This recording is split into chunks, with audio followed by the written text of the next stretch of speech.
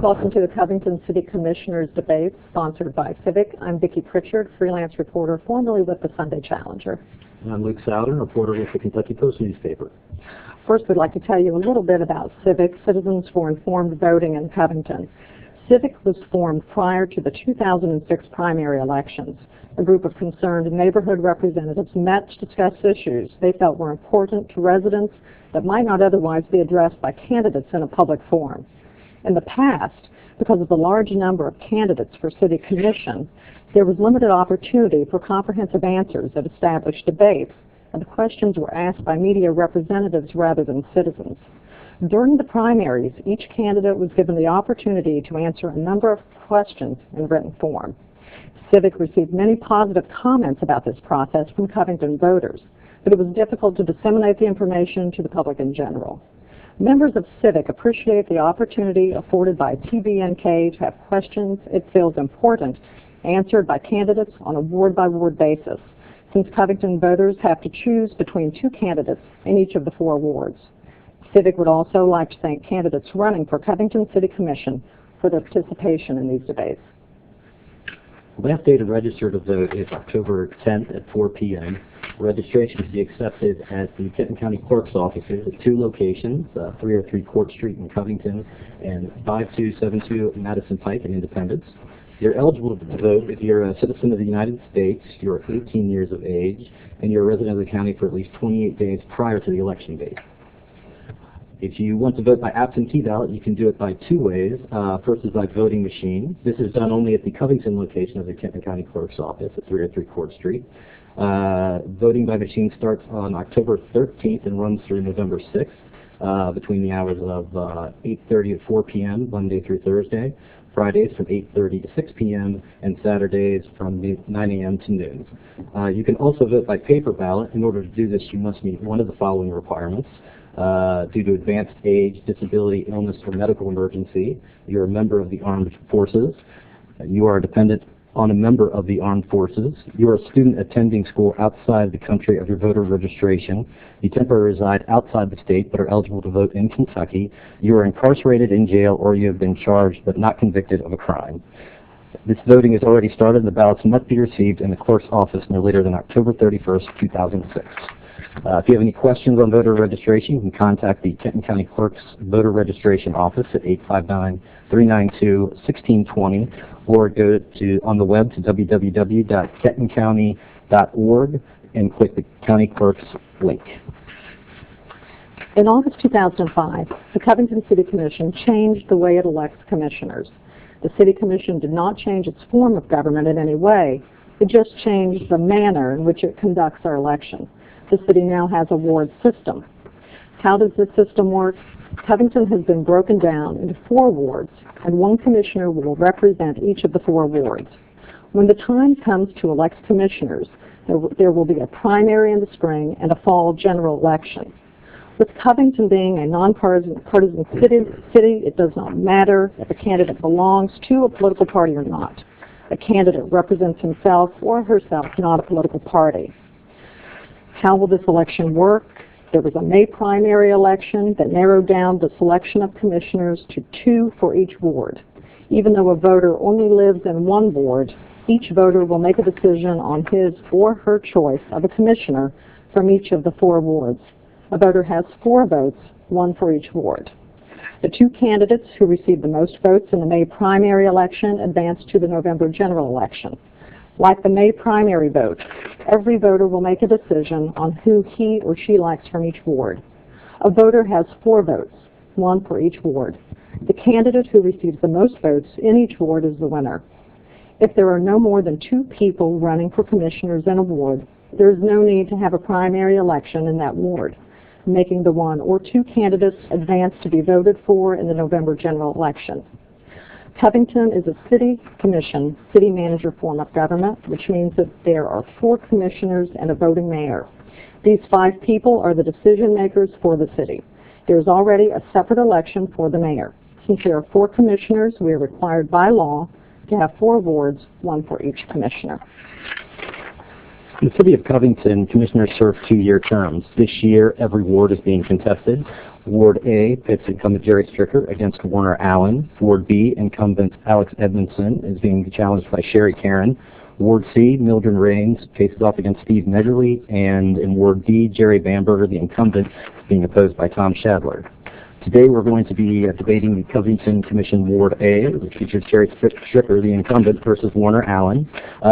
Ward A includes precinct numbers 1, 3, 31, 33, 34, 36, and 39, and covers the neighborhoods of Austinburg, the Central Business District, the East Side, Hellentown, historic Whipping Riverside, Levasseur Park, and Wallace Woods.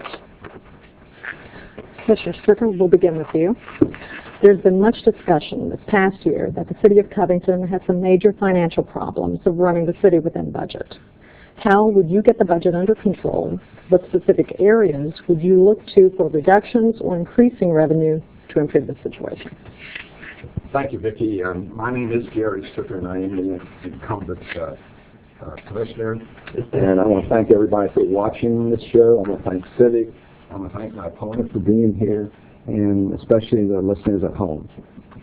To answer your first question is that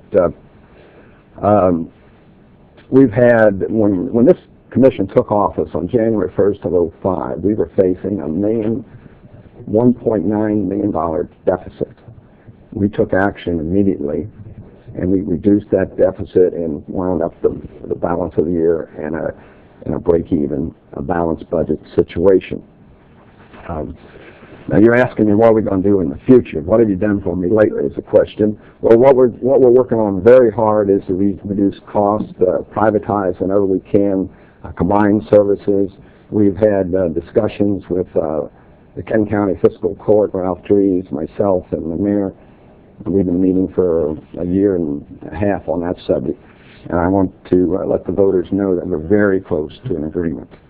So, Luke, you might have a story here, but we're getting very, very close.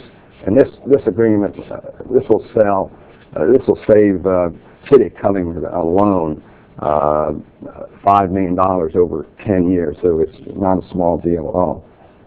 The employees we have the union agreements that we got to deal with.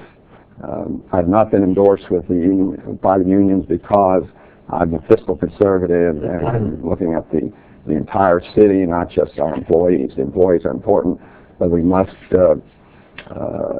get this under control. Our employees pay nothing, almost nothing for their medical costs, and the union agreements, we want to work it out so they will start paying just like everybody else does. I'm sure the listeners at home pay part of their medical costs, and we have to do this. Our goal is to get a surplus of $2 million in our account. We're into this year we have about $900,000, so we got a ways to go. Again, thank you, Vicki and Luke, and to CIVIC and our residents and business owners in Covington for having me here today. And maybe perhaps in a little bit we can come back to some introductions of the candidates. I don't think we had a chance to do that. But to counter what my opponent has said in regards to the major financial problems facing our city here, actually, some of these details are not actually correct because we've been headed down, we've known for 6 years or more, at least from the day 6 years ago my opponent took office, we've known that we were headed down these financial rails, if you will, these financial rails of potential financial crisis. And frankly, the sad truth has been that light at the end of the tunnel is an oncoming train. And unfortunately, there are no passengers, just those left behind. Those left behind include our quality city services that the residents and business owners have a right to depend on here in Covington. As a result, there are 3 reasons why our taxpayers in particular are in major trouble with regards to operating our budget here in Covington. Number 1, it's mismanagement.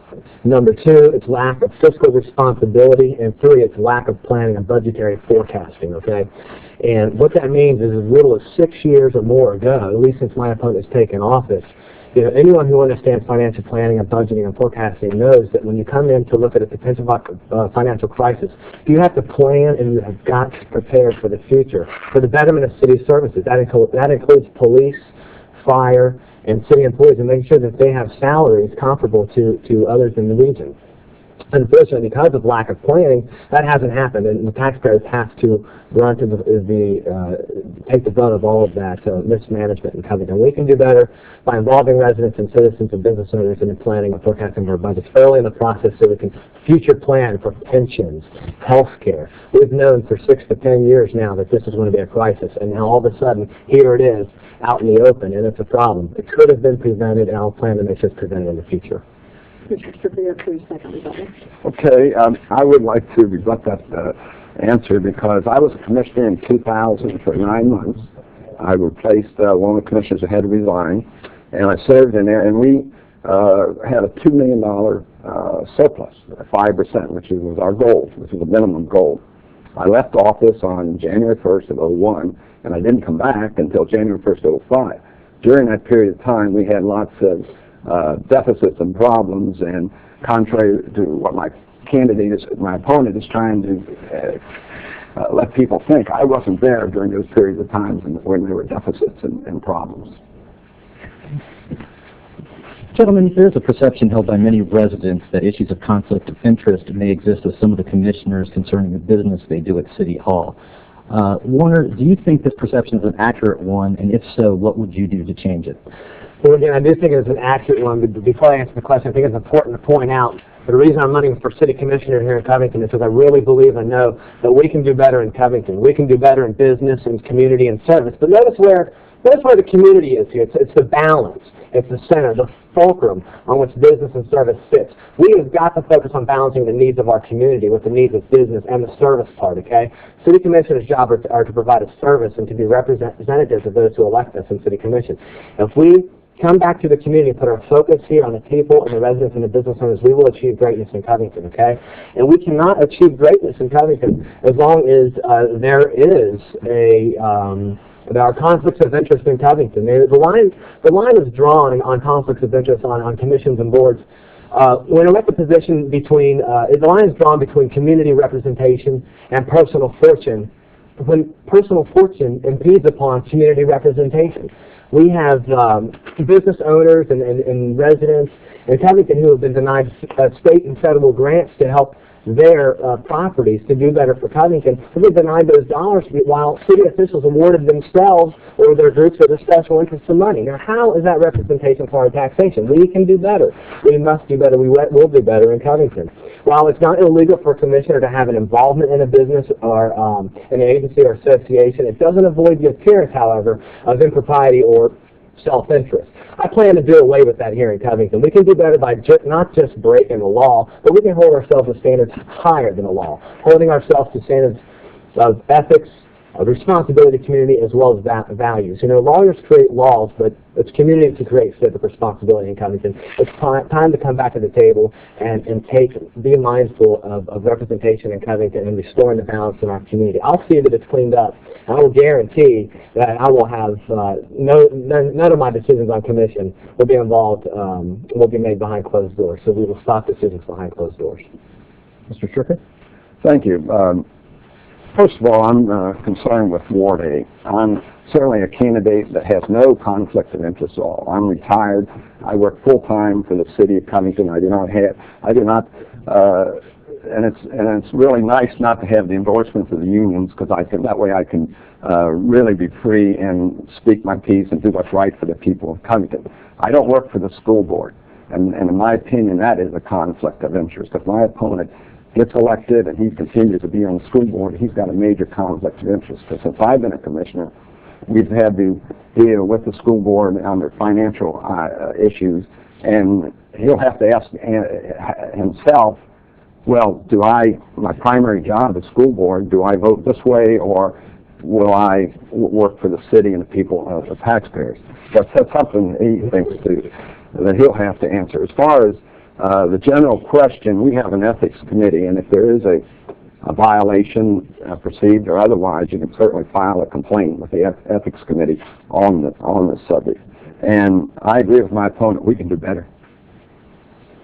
To rebut my opponent here today, actually, what an opportunity to seize the day in Covington I do work for the schools. I'm proud that I work for the schools. I work for the children and families right here in Covington. I work for our taxpayers. I work for our voters here in Covington. I do resource development for Covington schools, and I'm proud of the fact that in my role I have helped with a team of people bring millions of dollars, our tax dollars, back to Covington for the betterment of Covington, including drug-free communities. How is bringing federal dollars back to Covington to keep our streets and communities safe and free of drugs and crime, and to keep our children safe, how is that a conflict of interest? What an opportunity to build partnerships with the city. Not to have a conflict of interest, but to build partnerships and to move Covington forward to achieve greatness. My opponent has had a conflict of interest in that the commission has voted to give tax breaks to the Ascent being built down on the river, and here he turned around and bought a condominium unit in that Ascent. Commissioner Stricker, what does a livable neighborhood look like to you? And what steps, including a timetable, will you undertake in Covington to achieve your vision? Well, I can't go by what he just said, my opponent said about me buying a unit in the Ascent. I did not vote on any issues. I excused myself when I was even just thinking about buying it. And it was passed by the other commissioners, and then at that point, I started negotiations and bought a unit. So I'm sure the people at home will not be fooled by half-truths. A livable community is to increase our home ownership. We've got to get our police up to full complement and the fire department up to full complement, which we have in this current budget that we just passed. We passed a balanced budget, and all our police and fire up to full complement. It's going to take, of course, fighting drugs is a major problem in the schools and out of the schools and all over the community and all over the country as far as that goes. We have to continue to fight it, and try to stop the supply, try to cut down on the demand. And it'll take years to get all these things done. We're an old river city, and it just takes time. And we can do it block by block and make us a very livable city. Wow. When I think of a livable community, a livable neighborhood, I always want to look at it through the eyes of the residents here in Covington. Because remember, to restore the balance in our community, it always comes back to the residents. And I was born and raised here in Covington. I've been here my entire life. I'm very proud of Covington. And the reason I think we can do better, particularly in the area of livable communities, is it's been the forefront of my campaign from day one. Is yes, number one, first and foremost, is home ownership. I have a fantastic home ownership zone plan that can work for Covington. Imagine, if you will, and everyone out there in Covington, what if we treated home ownership the same way we treated business? Why don't we treat residents the same way we treat business? Let's incentivize it. Let's promote it. It's beyond just current programs in the city. It's about doing special tax breaks and incentives for folks to move to Covington, to buy and to invest in Covington, to better the quality of life in our community. You know, all the research out there points to two areas of focus for communities like Covington to achieve greatness. Number one is professional opportunity. Number two is the quality of life factor. If we can focus on livable neighborhoods, you know, I have worked on Vision 2015, the 10-year plan for Northern Kentucky, for well into 2 years now. And I sat on the Urban Renaissance Action Team, and I've worked with economic competitiveness in other areas, to focus on making our neighborhoods the focus, the center point. Because if we focus on the neighborhoods, the quality of life will increase dramatically. We'll focus on the flood walls. What about the linear park concept, where we revamp the entire Licking River area and promote quality of life from there? It'll help our neighborhoods for years to come. Commissioner Secretary. Yes, I believe that we are on the right track. You know, we're doing the right things. One of the things I would like to ask the people at home, do you believe that the city we had on January 1st of 2005 is better than the city we have today? And if you just look around what is happening, you know, we hired a new city manager for the first time in 15 years. We hired new professional staff people. We've approved lots of new developments, new home ownership throughout the city. So we are increasing home ownership, and we're increasing new jobs. Fidelity Investments was a good example, and where we're increasing jobs, and all those things have happened. All right, thank you. Gentlemen, if elected, what are the three biggest challenges, and specifically the three things you'd like to see changed, and how would you enact those changes, and what kind of a timetable would you have for enacting those changes? I really appreciate that question, Luke, because that's the forefront and the focus of my campaign, that we can do better. We can do better in business, community, and service. Again, it comes back to balance and the needs of the community, along with balancing the needs of business as well as the service. And again, when I speak of service in Covington, I'm talking about our great city services that could be greater and could be better, whether it's focusing on police and fire and city services here in Covington. But what specifically, you ask? Well, let's focus first on the community. First and foremost, I will involve residents in decisions. Second, I will restore the balance. And third, I will support and create clean, safe, and great neighborhoods. The second part, which is the business component, is I would first focus on stimulating entrepreneurship in Covington. I would enhance access and reduce the red tape that so many of our businesses go through, as well as grow diverse job opportunities. Then there's the service piece of how we can do better. And to do better with service, we have to support quality city services. Quality is the key here. We have to increase home ownership opportunities, like I had just talked about with regard to home ownership zones in Covington. And also, we need to focus on delivering user-friendly services. Right now, city government isn't flexible enough to meet the needs of the community. It's hard for folks who work 8 hours, 9 hours, 10 hours a day. We need to have a couple of days a week set aside that are user-friendly to folks who can get outside of work or after work, come and take care of business with the city. You can't pay a fine in Covington, for example, a ticket for parking during work. You try to go after work, that close, the next thing you know, you don't make it in time, you double your fine. So that's just one small example. But again, we can do better in business, community, and service. Those three. Mr. Stricker? Yes, there's a lot of things we can do better in. And one of the things that we're working on, as I said earlier, is a merger of the dispatch system with Covington and Kenton County. And that's something that was one of the three things that I want to see get done, and we'll get that done this calendar year. The union agreements, we need to get the union agreements signed and approved and have a balance between health care and good salaries. We also are in process of hiring a new police chief. And I think we can do a lot of things better in the police department. We have lots of good police officers, but they're crying for new leadership, and we're going to give them that leadership. So I think those are the three things that I see are the biggest challenges and the things that I want to get done as soon as possible. And again, back to the reason why we can do better in Covington. My opponent speaks about the unions. So we're in a crisis here in Covington with regard to police, the fire, and city services because they were not well managed with regard to the city budget. We're talking a 6-year history to 10-year history here of lack of planning. I want to plan. I'm endorsed by the police and the fire and the AFL-CIO. I'm also endorsed by the American Federation of State, County, Municipal Employees because these are residents and these people who work in the city to help the taxpayers. That is why we can do better in Covington. Okay, Commissioners, bear with me on this next question. It's a little bit lengthy.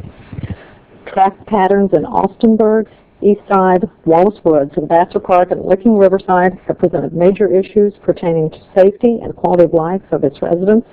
During the past 20 years, several studies have been prepared for and paid by the city taxpayers to improve traffic and safety within these neighborhoods, including converting 4th Street between Scott and the 4th Street Bridge for two-way traffic. Over a year ago, the City of Covington paid in excess of $40,000 for completion of the Madison Avenue redevelopment traffic study to help deal with these issues. No progress has been made toward implementation of these plans. Would you be supportive of these projects? And if so, what would be your timetable for implementation? Commissioner Stricker?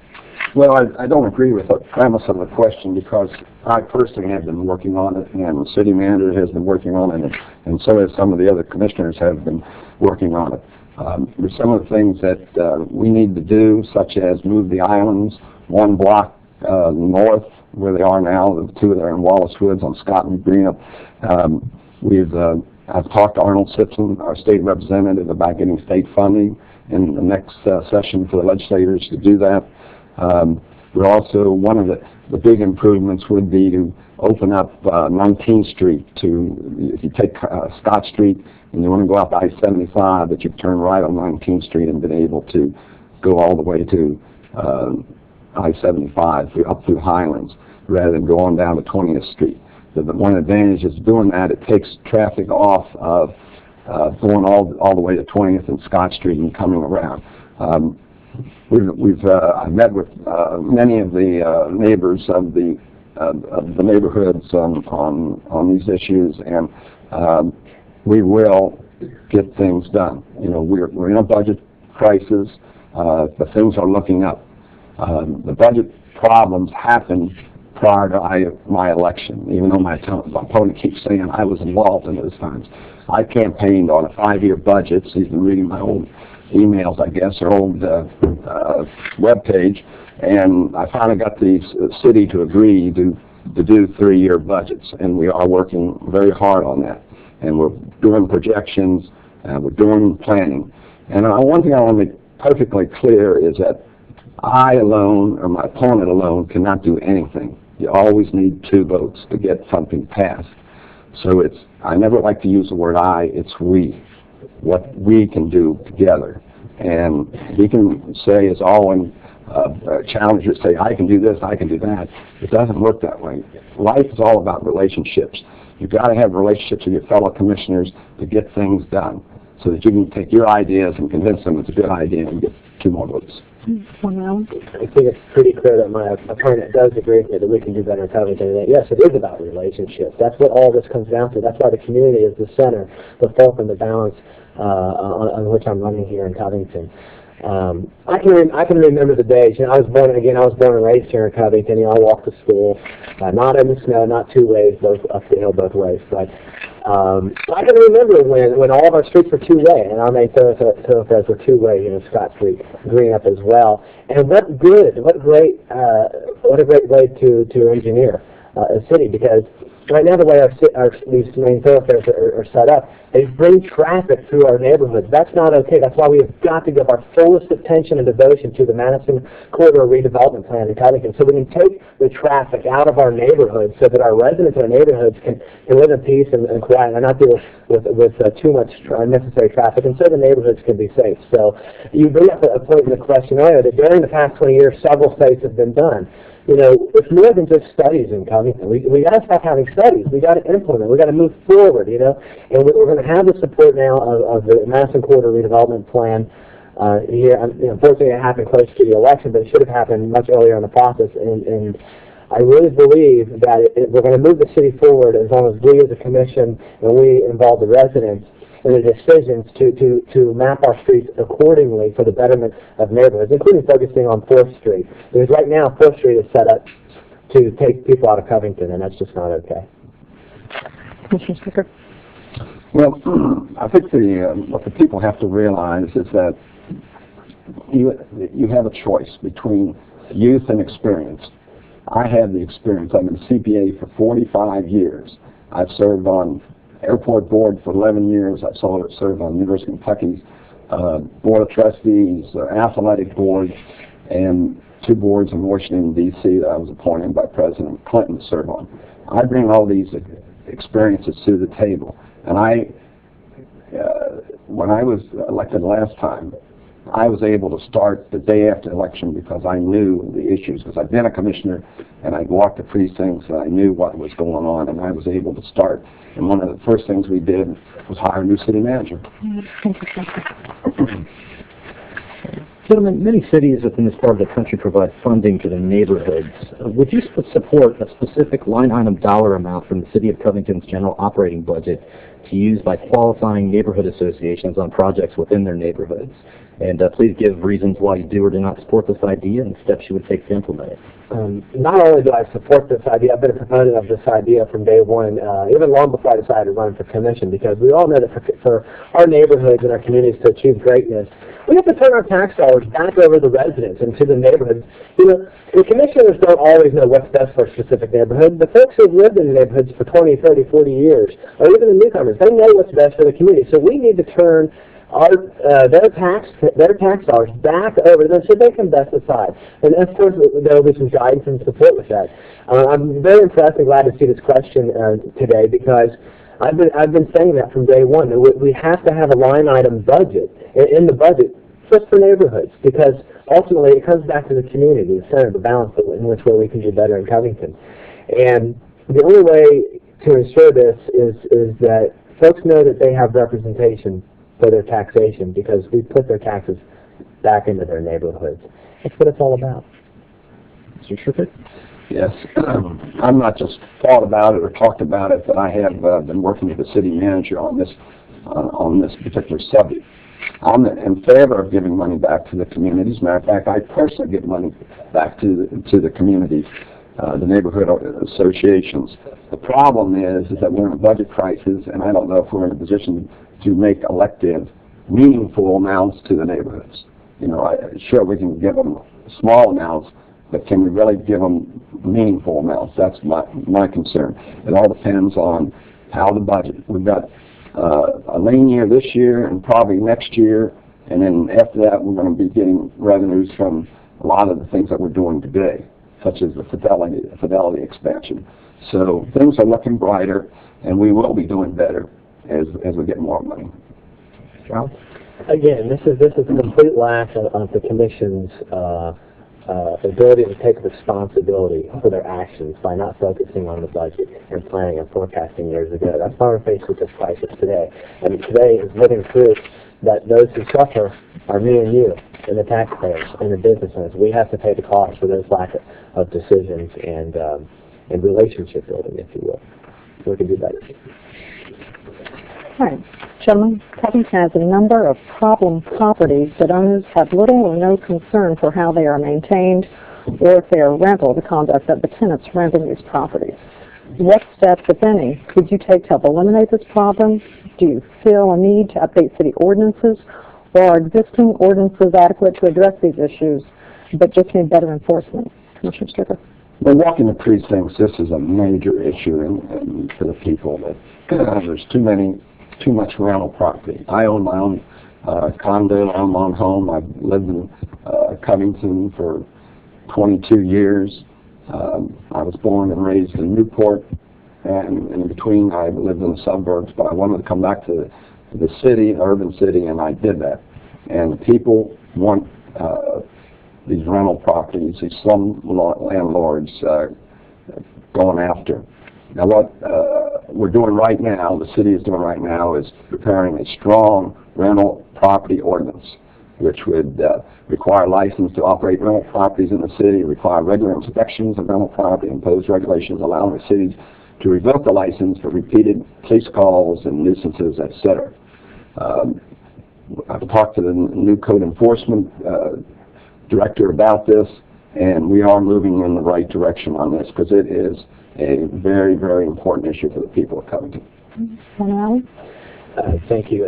Again, you bring up an issue that sort of seems to be the theme here at the current commission. You're talking about growing problems. Growing problems continue to exist. Growing problems continue to grow. Well, there's only one reason why growing problems become growing problems. It's because they're either previously mishandled, they're either ignored, or they're given minimal attention. We've got to stop this behavior of trying to come out and pass ordinances and policies and support plans right before the election. We have got to stop this behavior. We have to start early on and focusing on our community. I promise you, if we do that, we're going to achieve greatness in Covington. Currently, drugs and crime and prostitution are a problem in Covington, particularly with regard to a lot of these rental properties in Covington. You know who we ultimately have to hold accountable are these landlords, they're coined slumlords in Covington. We have to increase our fines on these folks. I'm talking about tremendous impact fines so that they either change their behavior as slumlords or they move out, and then we as a city put a lien on the property, or we take the property and do what's best for neighborhood revitalization and home ownership in Covington. But we can no longer tolerate this behavior in Covington. It's gone on too long. We have to do better in Covington for our residents and for our neighborhoods. The current 3 strikes and you're out ordinance doesn't work. It's not strong enough. In fact, it breeds problems. By the time a landlord gets 3 strikes, a police call at their house for drug-related activity, well then the landlord evicts the individual and then turns around and the whole system it perpetuates itself. We have to have stronger ordinances and policies in support of the community and neighborhoods. Rebuttal? Well, one of the things my opponent has been doing is he keeps talking about the commission. He's running against me, he's not running against the commission. And things that he's talking about, I had nothing to do with because I wasn't a commissioner when these things would happen. I'm part of the solution, not the problem. Since I've been a commissioner, I took hold and convinced the other commissioners we had to do certain things, like hire a new city manager. A former city manager was a great guy, been there 15 years and was not effective. The first thing we did is hired a new city manager. Unfortunately, the process took 6 months, and he started July 1st. Thank you. Gentlemen, crime in areas of drug trafficking, shootings, break-ins, vandalism, and juvenile crime appear to be on the increase in Covington. Some have indicated the need for additional police manpower for patrolling the communities. Others have indicated the need for increased salaries to keep attractive police officers and qualified officers to the area. Still, there's still a need to develop an improved block watch program that ties our communities in with the region. What steps would you take to help make our city and neighborhoods safer in fighting crime, and what priority would you give it? Again, I'm afraid that the problem, it continues to get worse in Covington with regard to crime and fighting crime. And now, because our police and fire, for example, and city employees still don't have contracts, there's nothing worse for the city than their police, their safety, not having a contract. How can we guarantee quality of service and safety in that regard? So we're going to focus on targeting that. So I would tackle all three.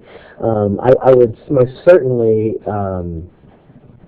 focus on additional police manpower here in Covington, particularly getting more police on the streets of Covington, doing more police walks in neighborhoods and in the business areas as well. But also there's another area, and that's crime prevention through environmental design, and it's a federal initiative. We brought that initiative to Covington through Covington schools, where we looked at crime and safety issues in the neighborhoods and schools where our schools are located, and we targeted crime specifically in those areas, and crime and illicit activity reduced significantly and has helped tremendously. We really need to focus on bringing crime prevention through environmental design to Covington as a whole, and then looking at it as a regional perspective. We've got to take a regional approach to crime fighting. We have to look at Cincinnati and Newport and Covington, because you know what? It's all about regions now. It's beyond just our community, but we can start right here doing better in our community and focus on crime, giving our police the salaries they deserve to be comparable to other cities. So again, we can do better, and it takes a regional approach to make this effective for Covington. Mr. Schiffer? Yes, when I ran for commission for the first time in '02, that was my number one priority, is to reduce crime and increase home ownership, because one benefits the other. If you get the home ownership up, crime goes down. If you get crime goes down, home ownership goes up. Same thing when I ran the last time in 2004, my number one issue, and it is a major problem still in Covington. It's something that we're not going to correct overnight. One of the things we're doing is we're going to hire a new police chief, and we'll be doing that this calendar year, I'm sure. We have hired a professional to do a national search, and we're going to hire the best possible police chief that we can find. What? Again, the crime in Covington continues to rise here in Covington. Rental property clearly has something to do with that. But our homicide rate in Covington is near double what Cincinnati's is, and that's concerning me. Part of it's because there isn't a regional approach in Covington for crime fighting. Cincinnati's focusing on it, but that's where that crime is moving. It's going to come to Covington, and we really have to take a regional approach to this to do better for Covington, for our residents, and for our neighborhoods. All right, gentlemen, what is your plan for solving a health care pension problem that is now or will soon be crippling the city's budget? What action would you take to solve this problem while still attracting and maintaining highly qualified city employees? Commissioner Stricker? Well, this comes on the category of unfunded mandates. The legislators, they pass the laws, and we have to follow them. One of the things that I've been working with the legislators is to change how our pensions are organized and started. I served on a Washington board, federal government, where they adopted a 401k type of plan. And they adopted that in like 1988, 1989. And all new federal employees go into a 401k plan and they get rid of the pension plan. They still have a small pension, but it's nothing like it is. The state of Kentucky still has the old system. We still have the old pension system. And combining that pension is the medical cost. We've been working with them. The mayor has done a lot of work in this area, and I have done a lot of work in this area. And just recently, the group in Frankfurt have agreed to split up the health cost and the pension cost into two separate areas, so that there'll be two separate boards managing those costs. I would like to see us adopt a 401k plan for state employees. It's a long-term solution. It's not going to help much in the short run, but I think that is a very good example. As far as if you want to talk about the employees, union agreements, we need to get those union agreements signed. But part of those union agreements are this very expensive health costs, and we need to have the employees share. We need to give the employees raises and get that done. Again, another area that is just, it's been no secret that this is a tragedy to come, not just to Covington, but this is a nationwide crisis. We've known for as long as 6 years, 10 years, 15 years, that with the baby boomer generation retiring, that pensions and health care is going to be a major issue. It's going to have a tremendous impact, particularly on local economies. And again, lack of preparation, lack of budgeting, and lack of forecasting, but also to look at pensions, we should be doing trend analysis with comparable cities. And I will start now, as soon as I get on commission, to make sure that our city administrators, that they're focusing on up-to-date information with regard to budgetary concerns, with a primary focus on employee benefits trends. We need to be taking a step back and planning and saying, okay, where are we going to be 10 years from now? How can we plan and prepare for that?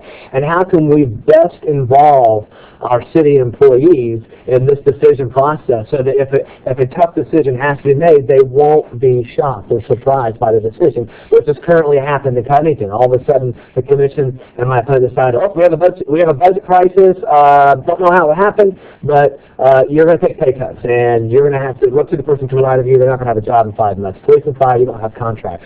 The reason, again, I was endorsed by all these people is because all these unions and these hard-working city employees, it's because they know that we can do better in this area, and it takes planning and forecasting. Yes, contrary to what you just said, there's many employees, firefighters, and police who are supporting me personally. The unions don't necessarily represent a large percentage, the voting ones who do the endorsements. So I have police walking door to door with me, even though the FOP has endorsed my opponent. I feel that I am part of the solution, that this is one of the first things I wanted to tackle. And again, my opponent cannot tarnish me with what's happened before January 1st, 2005, because I wasn't there. Thank you. Gentlemen, Covington's rich stock of irreplaceable period architecture is what, in the opinion of many, makes the city unique, attractive, and livable. What measures can the city take to ensure that developers will not destroy the fabric of the city? Currently, many properties have been purchased and are not being cared for, with the hidden intent of some developers to use the excuse that if we cannot save them, we will have to tear them down. What efforts would you take to help preserve and protect these structures so they will continue to contribute to the historic character of the city? Here's an area I love and I have a great passion for. It's the great architecture and history in our infrastructure in Covington.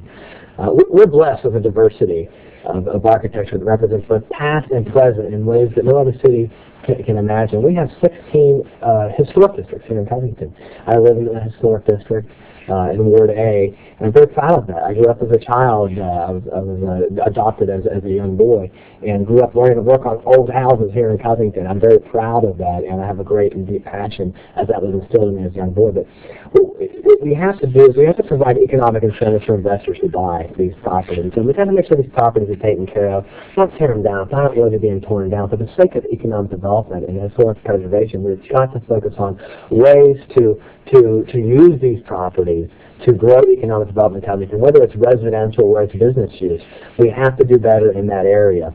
I would also encourage developers to incorporate historic properties into their new and modern plans as well as their concepts. It's really important for Covington to do great.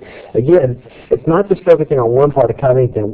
Covington is rich in history and architecture all over its great city, not in just one central area of Covington. It's beyond that. It's bigger than that, and we have to do better. And I will pledge to do that, and I will do that. Mr. Kirkland?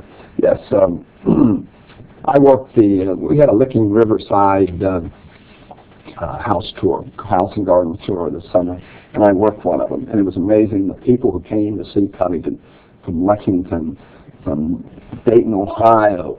There was a friend who, a couple had one was from Columbus and one was from Lexington. They met and agreed to meet in Covington. And when they found out about our tour, they wanted to see it. And we do have a lot going for us in Covington. And one of the things that nobody seems to be talking about is our alleys. We have some very historic alleys, and we want to restore as many of those alleys and get them back to the original shape. We have to, of course, have a balance between economic development and our structure, our historic houses and homes and that. We can do that. And we can work with developers and make sure that all the houses that need to be restored are restored and kept. Mr. Allen?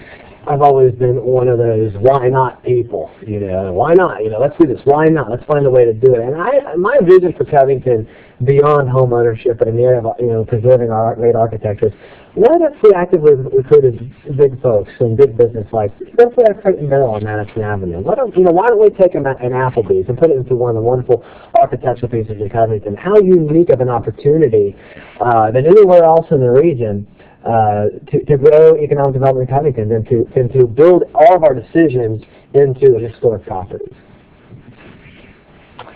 Well, much study has been given over the past several years to construct a new jail to serve all of Kenton County. From the past history of ineffective communications and coordination between the Covington Commission and the Kenton County Fiscal Court, what role will you play to ensure that better coordination is developed between these two public bodies and that the new jail is best located to serve all of Kenton County? Commissioner Strickland. Well, first of all, I hope people have noticed that I have an excellent relationship with Ralph Trees, our judge executive. We met in 1959. We were in the Army Reserves together, and I've worked with Ralph many years. I bought several condominiums from him to live in. So since I've been elected, he has been very helpful to me, and he's been helpful towards the city. He says he's got a better relationship with Covington than the suburban cities, even though he lives in a suburban city. So we have turned the corner on that, and Covington and Kenton County are working together. I had a meeting with him last week, not on dispatch, but I brought up the jail, and he's really moving on that issue, and he is getting very close. And we gave him a few more locations that he's considering it, and there's an article in today's paper about that particular subject. So we are doing it. We're not only doing better, we are doing better. We are working with Mr. Dries, and he's very supportive of Covington. For example, the DeVue Park. The suburban cities use DeVue Park, but they don't contribute any money. Covington does, the trust fund does, the county does, but the individual communities use it, but they don't contribute any money. And he's a big proponent of changing that and having them contribute, which would help our budget. I really believe that one of the reasons that Mark Mallory was elected mayor in Cincinnati is people saw him as a great negotiator, as a great conciliator, if you will. And that's proven itself today. We're near completion on the Banks project in Cincinnati. And that's something I bring to the table here as well, as I have a proven track record of regional cooperation between counties and states and federal governments. I've led and facilitated regional level collaborations that have done well for our region as well as Covington. But this requires strong relationships, and we have to focus on a win-win for the city and the county here. We have to take a couple steps back, though. The problem here is not the need for jails as much as the problem of crime. What causes jails are the increase in crime. It goes all back to focusing on crime, preventing crime, intervening in crime, and targeting it early and often. And we should we come to the situation where we are today, we have to put a jail somewhere. Well, then it takes sound negotiation skills and abilities to make that happen. And I have a relationship with the fiscal court as well. Again, it's beyond all of that. It's about doing what's best for our community here in Covington. We have to involve our residents in these decisions here in Covington, as well as in the region, so that we can keep them happy. They do elect us to represent them, so we need to be mindful of that. Well, it's just more than relationships with the fiscal court. Your current commission has to vote you to serve on a committee to work with the fiscal court. And my 4 commissioners and mayor voted and asked me to serve with the mayor and work on a committee with Ralph Dries. Because it's more than just having a relationship with the judge, fiscal court members. You've got to have faith and the confidence of your fellow commissioners to have you serve. I do. Commissioner, we have to wrap. Gentlemen, having arts, business, entertainment, and wedding districts developed north of 12th Street have done much to help improve the city north of 12th Street. However, a lot of people feel not enough has been done south of 12th Street I guess, in the areas of urban blight, decreased tenant ownership, and increased crime. What role would you play, if any, to ensure a more balanced effort is given to areas south of 12th Street that will help improve the quality of life and safety of our residents in the housing district? Again, you bring up the question, the issue of balance. You know, that's what we have to do. We have to restore the balance in Covington. I've been on the campaign trail, and I've been invested in the community long before I decided to run for office. And especially, the point is improving on the campaign trail, from as far out as South Covington all the way up to Licking Riverside to West Covington, that folks just don't feel like they're getting representation for their taxation. They constantly feel like we're only focused on that one area of Covington, and we've been here for 20 plus years. What about us? You know, that's why we have to come back and restore that balance. However, I will point out that the vitality of a city does depend in part because of a strong economic core, okay? We've developed the Arts District and the Wedding District in Covington. And while I think it's great for Covington and can do good things for Covington, I'm very concerned about how they were done and how they're marketed. You know, I'm very concerned about marketability in Covington, increasing economic development in terms of the Arts District and Wedding District, because what you do is you restrict your market capacity. When you tell folks you have a wedding district, well, the only people who are going to come to a wedding district, unfortunately, those people interested in weddings and who are going to get married. I don't have a reason to go there. We need a multi-approach, okay, a strategic approach to the Arts District and the redevelopment of the urban core that encompasses opportunities, diverse opportunities and options for all of Covington residents and those outside of Covington to come to Covington. That's where we're going to achieve greatness in Covington. I really believe that we can focus on that, but we also have to give equal focus to all of the neighborhoods and everywhere else in Covington outlying just the urban core. Mr. Kirker? We are doing a lot of things throughout the city. This commission doesn't look at one part of the city and focuses on that. There may be that perception, but it's not true. Our commission works on throughout the city. And I'll give you some examples.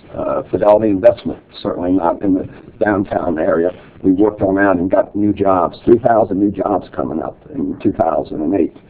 We just signed an agreement to move a company out of Scott Street into the old Johnny's Toy store in Latonia. We have a brand new Kroger's in Latonia. A few years ago, we built a new firehouse in Latonia. A few years before that, we built a nice firehouse out in South Covington. We're in the process of working on the 12th Street project. After 20 years, we're finally getting some movement on that. One of the most exciting things happening is we're going to get a new hospital in Covington called St. Elizabeth Covington, and it's going to be located on the old Jefferson Avenue exit, just south of 12th Street. And they're working very hard to do that, and that'll improve the quality of life of everybody in Covington. And the other point is that we don't have the money to do everything. We have to look for outside developers to come in. And obviously, the riverfront is more attractive to outside developers to do things. But we've moved away from that. We've got the Pulse coming in and adding 64 condos on Pike Street. We got a development out in south of 275 called the Tuscany. 800 new homes going to be built out there. So we've done things all over the city, and we'll continue to do that. Above? Again, this comes back to representation for our taxation here in Covington. Covington residents, a very mass majority, 8% plus, are not happy with what is happening in Covington. And the point that my opponent made was just looking for outside resources. We have to be creative, we have to be innovative, and that's what I do for a living in resource development. You know, in Covington, I look outside of Covington, outside the state, and bringing partnerships or federal or state dollars back to Covington so that we can do what's best for our communities. And that's the approach we have to take. We have to be proactive, not reactive. We've got to focus on keeping the citizens and residents in the community at the center all the time when we make these decisions. Gentlemen, as you know, the Commission enacted the ward system a year ago. If you were elected, what would be your position on continuation of the ward system? Commissioner Stricker. Well, at this point, I would say yes, I want to continue it because it's working. Right now, we had 12 candidates run. In year 2000, we had 5 candidates running for 4 seats. If you having a ward system, that will never happen again. because there's always going to be 2 candidates in every ward. I can almost guarantee you that. And I think this format proves that the ward system works, because if the people have a choice between youth and experience. My opponent talks about the things that he's going to do. I've done those things 10 years ago, 20 years ago, 30 years. I've been a CPA for 45 years. I know finances. I know what can be done. I know what questions to ask, and I understand the answers when our staff gives us. So I think, I can't say that we'll never change back, but the ward system is exactly the way we elect county commissioners. They all live in a district. One of the big differences is we ask the area planning to allocate the wards for us. The county commissioners, they each appoint a person every 10 years, and they allocate the wards. And obviously they allocate them however the commissioner wants them to be allocated. So I do believe the ward system is working. We're dealing with education, experience, and qualifications, temperament, relationships, how we can get along with our fellow commissioners to get things done. So I'm very excited about the ward system. Warner Allen, I see you shaking your head. Unfortunately, you know, and viewers out there are going to be shaking their heads too, because it's clear here that my opponent is out of touch with the people, with the community, with the residents. First thing I will do is I will eliminate the ward system. If anything, it was proven that it does not work. At least it doesn't work. It doesn't work. Okay? When the commissioners passed the ward system against the will of the community, they didn't involve them in the decisions, and putting it on the website and saying we want to host 2 or 3 forums doesn't represent community for this decision. When you make a decision of this caliber in Covington to change the election system, you should at least push it until after the election and let the next commission decide. Okay, what happened here, each of the commissioners each own the ward that exists today. How is that? How is that representation for our taxation? Okay, some refer to it as the incumbency protection plan. No, we got to do away with this behavior. I will fight to eliminate the ward system in Covington. And I tell you, I'm doing it because the community wants me to. The thousands and thousands of people I've talked to face-to-face, 2 people, I have it documented, 2 people said they liked the ward system, and those 2 people didn't know how it worked. When I explained to them, they were confused. Okay, residents of Covington still don't know that the ward system exists, and number 2, they don't know how it works, and number 3, a very vast majority of them are against this ward system because they weren't asked. If you want to change my election system in Covington, please ask for my permission as a taxpayer, as a resident. This is a blatant disregard for community representation in Covington, and we must do better by having elected officials in Covington who represent me and you. Let's do better together. Rebuttal? Well, it just shows my opponent his inexperience. He says, I'll change the ward system. He will not change the ward system. It takes 3 votes to change the ward system, but he'll learn that eventually, I'm sure. But, and also, the commissioners did not design the wards. We had certain rules that had to be followed, and area planning designed the rules and what they would be, and we adopted that plan. So we did not say, I want this one, I want that one. It didn't work that way. Because you have certain rules that had to be contiguous, they had to be balanced, and we couldn't do what my opponent is suggesting. And he must be talking to different people, because I had just the opposite experience. I only got 2 people who doesn't like the ward that told me that. All right, thank you. Gentlemen, we're going to move on to closing comments now. Warner Allen, we'll start with you. Well, again, Warner Allen, you can learn more about me if you haven't heard more today at upcoming events as well and community forums. So please check out warnerallen.com to learn about how we can do better, me and you, how we can do better here in Covington. Again, I was born and raised here in Covington. I'm a proud graduate of the public schools here in Covington. I plan to raise my family here. In fact, after the election, I'm going to buy the house that I'm living in right now down on 7th Degree. I'm really excited about that. One area I agree on with my opponent is experience does count. Experience counts here, okay? We need experience in representation. We need experience of folks who understand their community and their neighborhoods. Folks who have work experience. I have experience in the nonprofit, the private, and the public sectors, all 3 sectors. I have a master's in public administration as well as several national certifications. I have, again, aside from the 3 experiences in public, private, and nonprofit sectors, I'm currently a public servant here in Covington. I've been here my whole life, and I've been working in Covington schools because I want to give back to my community and my neighborhoods through Covington schools. I'm very proud to work in resource development. I've been a member of Vision 2015, the 10-year blueprint for Northern Kentucky, as well as many other civic groups in Covington. I have was recently received the great honor of being recognized and named by the Cincinnati Business Courier as a 40 under 40, which is one of the top 40 professionals in the entire tri-state region. That's a great honor. And again, that's what my folks. We can do better in Covington. We can do better in business and community and service, but it takes focusing on the community first and putting the decisions back with the people and having representation for our community. That's what it comes down to. Again, visit warnerallen.com. I appreciate you all for your time today, and thank you. Mr. Stricker? Yes, first of all, I want to ask for everybody to vote for me. I don't want to leave the program without asking for your vote. You've heard our answers. You've been able to compare our experiences, our education, our temperament, our qualifications. Please remember that the Commission needs a CPA. I'm the only CPA that's ever been elected to the Covington City Commission. And I can tell you the city needs a CPA who has the financial knowledge and financial experience for me to continue to be your financial watchdog for the city of Covington. I've done many things that have saved the city lots of money. And I'm not going to go into details, but I've been happy to share them at some time in the future. And I want to continue that for the next 2 years. Our commission has lowered the city tax rate this year on real estate. We've cut personnel. We've organized our departments in better. We hired a new fire chief. We're going to hire a new police chief. And I would also not don't want to forget to mention the Putty Smith Clubhouse. In addition to I'm a full-time public servant.